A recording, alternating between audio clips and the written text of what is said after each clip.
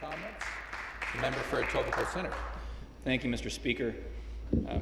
I was proud to be able to speak after the minister in moving this bill, and I'm proud to stand again here today. I'm proud to stand behind this bill because I think it's more than just a bill with a fancy title.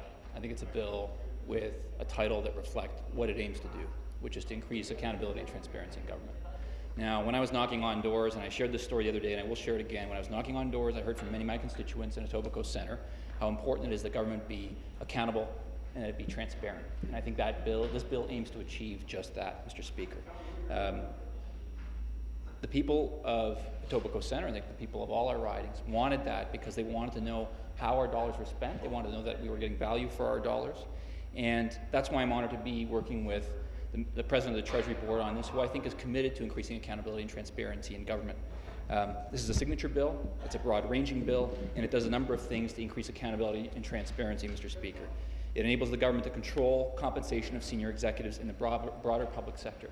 And instead of what it allows the government to do is it allows us to impose hard caps after obtaining the information required to determine what those hard caps should be. That's the responsible approach to instituting controlled compensation.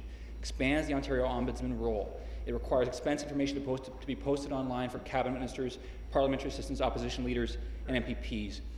It requires all institutions covered by the Freedom of Information legislation to securely preserve and prohibit the willful destruction of records. It gives the government greater oversight of air ambulance and service providers. It allows the government to appoint a patient ombudsman. It gives the provincial advocate for children and youth ombudsman-like powers. It expands the scope of the Integrity Commissioner's review of executive expenses to all 197 classified agencies and 4 hydro organizations, and it provides the Integrity Commissioner with investigative powers and the ability to prohibit individuals from lobbying. This, Mr. Speaker, is broad-ranging legislation. It's powerful legislation. It will increase accountability and transparency. That's what the people of Etobicoke Centre, Ontario asked for. That's what they deserve, and that's what they're going to get. Thank you, Mr. Speaker.